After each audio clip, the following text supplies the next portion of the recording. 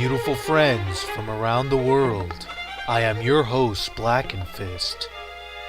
Now I know I'm very late to this news. As we all know, the chapter that was supposed to debut Goku's mother, Gine, has now been released. Now the reason I didn't make a video about this topic right away is because I did not have all the information at that time, and I really wanted to bring you all the information before I made a video on this topic. The first thing that I guess we should start with is a very brief plot summary of what actually happened in the chapter. The chapter opens up with Bardock kicking ass. But quickly, Bardock receives orders from Frieza himself to return to planet Vegeta. While returning home to planet Vegeta, Bardock already voices his opinion that he thinks Frieza's up to something pretty devious. Back on his ship, Frieza starts talking about the Super Saiyan God and Super Saiyan Legend, and he voices his concerns. He starts to worry that the Saiyans might be too proud and might not be so easily controlled under his rule. His assistant tries to reassure him that the Super Saiyan Legend is just that, is a legend, but Frieza, being ever careful, says that he must have without a doubt that the Saiyans might try to overthrow him, or that the Super Saiyan God or Super Saiyan Legends are actually true. So pretty much, like an evil prick that he is, he decides to genocide the whole race because they won't be any use to him and might possibly be a threat in the future. His assistant says that that's such a shame considering the fact that Saiyans are such excellent fighters. Interestingly enough, we see a little kid, Vegeta and Raditz, on a planet, probably that they just conquered. When they hear the order by Frieza to return home, they simply ignore the order.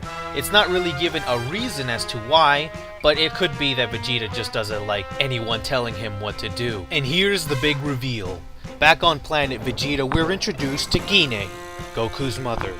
And just like Toriyama said before this chapter was released, she's working in the meat distribution center on planet Vegeta. So they quickly greet each other, and we quickly see a little baby Goku in an incubator. After exchanging pleasantries, Bardock shares his concerns about Frieza with Gine, saying that he's up to something pretty big. In fact, his concerns have him worried for his son. Bardock wants to send Goku off the planet because he is very concerned of what Frieza might do. Gine questions Bardock for several reasons. One, because it's not very obvious that Frieza is really up to something, and two, we learn that Saiyans usually don't care about their children. Bardock says that Gine's softness has spread to himself as well. So with a stolen pod in hand, Goku and Gine send Goku off planet Vegeta. They vow to return for Goku if everything turns out to be alright, and tell Goku to please stay alive. So they send him off, and that's pretty much where the chapter ends. Now there's actually quite a bit of interesting information that was revealed in this chapter. One that was pretty obvious at this point is that Saiyans for some reason don't care about their children. This is even seen in Bardock, Father of Goku, as that version of Bardock that was in the TV special didn't really care much for Goku in the beginning.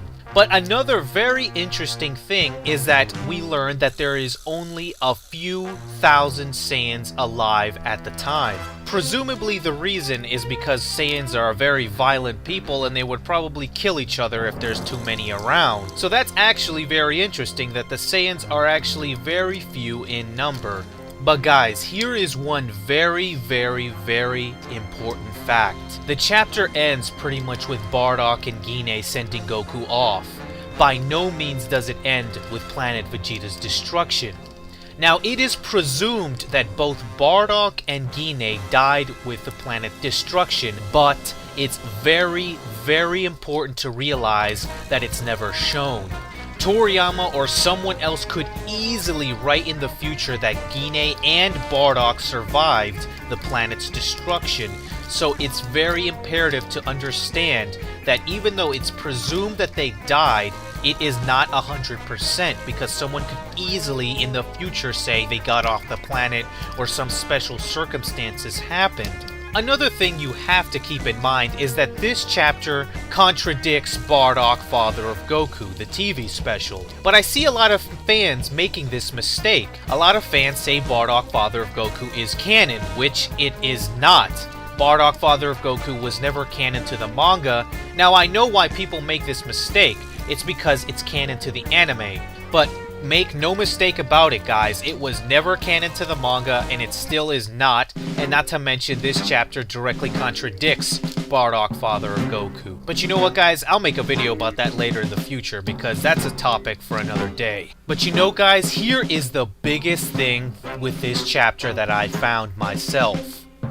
Plot holes. Now keep in mind, guys, the canonicity, if that's even a word, of Jocko the Galactic Patrolman has always been presumed that it was. It's made by Akira Toriyama, not to mention it is built as a prequel to the Dragon Ball manga. However, before this chapter's release, most of Jocko the Galactic Patrolman seemed to fit, and there was only circumstantial plot holes that could have possibly broken it.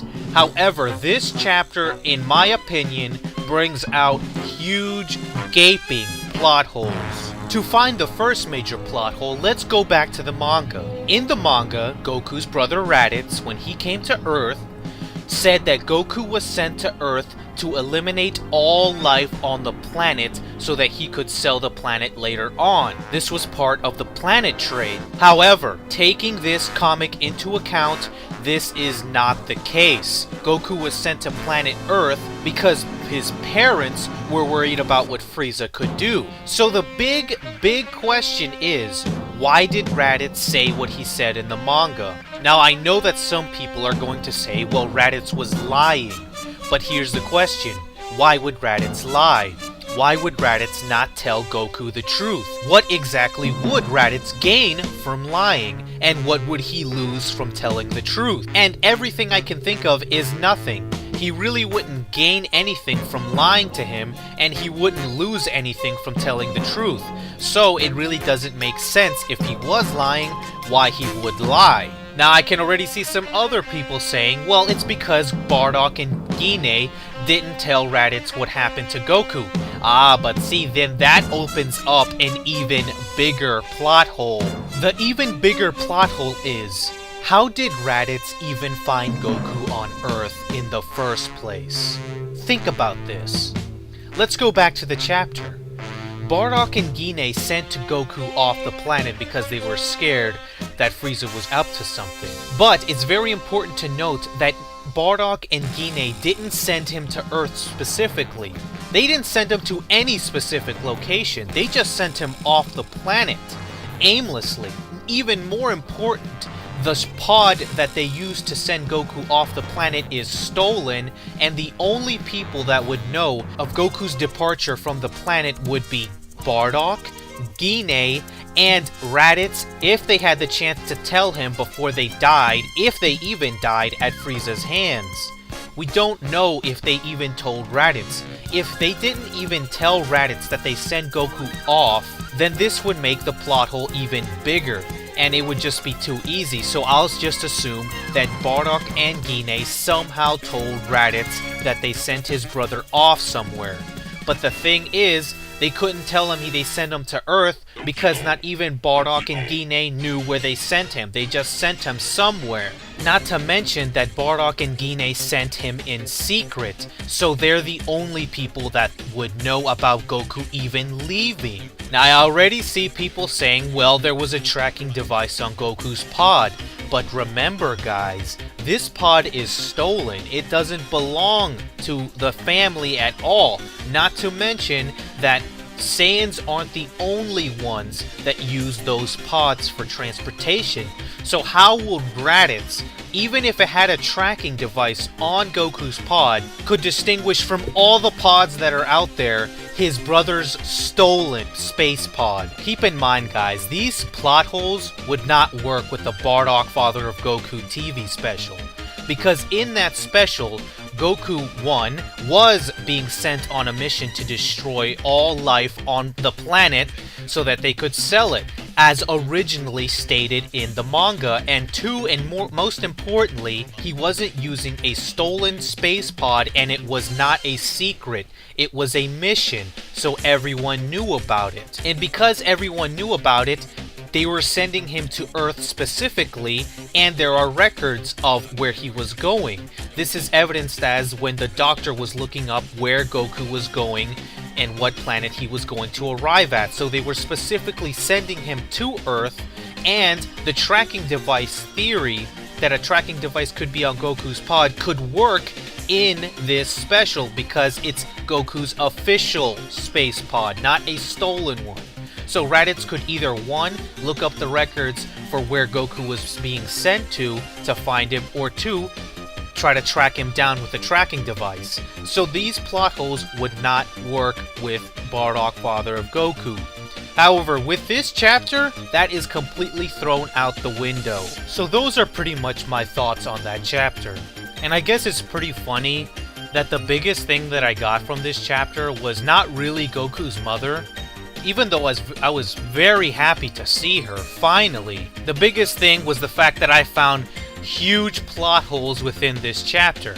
Does that mean this chapter is not canon?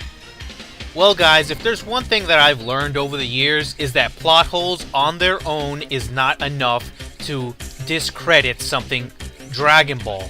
Why? Because there are plot holes within the original Dragon Ball. So plot holes by themselves is not enough, in my opinion, to discredit this as not being canon. That being said, I'm really not sure myself. This is an original Kira Toriyama work and built as a prequel, so there is definitely arguments for it being canon. However, with these plot holes, it makes you question that, but once again, plot holes by themselves is not enough. But anyway guys, I hoped you enjoyed my analysis and my deconstruction of this chapter, and I really hope that the wait was worth it.